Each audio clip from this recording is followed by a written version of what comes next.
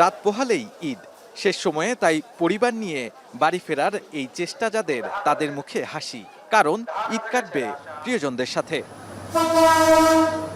Rail যাত্রায় বিমানবন্দর স্টেশনে প্রায় সব ট্রেন ২০ থেকে ৩০ মিনিট দেরিতে ছেড়ে গেলেও গত ২ দিনের তুলনায় অনেকাংশেই ভিড় কম লক্ষ্য করা গেছে কমলাপুর ও বিমানবন্দর স্টেশনে। পরিবারের সবাইকে নিয়ে আবার বাকি পরিবারের বাকিদের সাথে আমরা মিলিত হব এবং গ্রামের বাড়িতে গিয়ে সবাই মিলে একসঙ্গে ঈদ করব। সত্যি এটা আনন্দের। অনেক ভালো অনুভূতি নিয়ে আমি বাড়িতে যাচ্ছি, পরিবারের সবার সাথে সময় কাটাবো। ওভারঅল সবকিছু মিলে অনেক ভালো লাগছে। গতকালও আমরা দেখেছি অনেক ভিড় ছিল, বাট আজকে অনেকটাই ভিড় কম।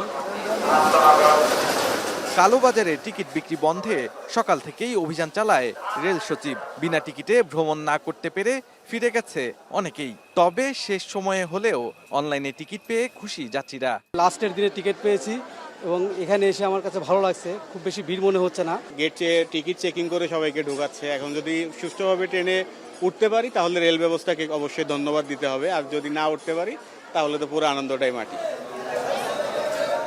অন্যদিকে ঈদুল আজহার আগে দিনের যাত্রায় নৌপথে ছিল স্বস্তির ছাপ। বিকেলে যাত্রীর চাপ কিছুটা থাকলেও সন্ধ্যার পরে তা ধীরে ধীরে কমতে থাকে।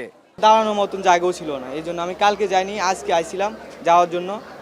আজকে একটু জ্যামটা একটু কম। আগে যে তার বিভিন্ন দোকানপাট বসতো, সেই দোকানপাট এখন নাই, আর সেই অনুযায়ী ঝামো নাই।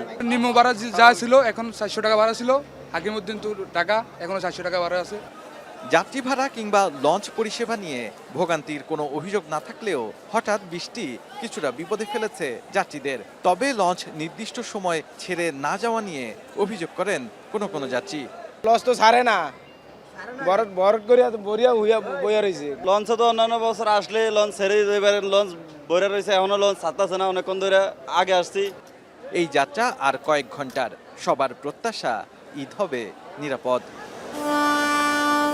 শাহাদাত অভ্র, এখন ঢাকা।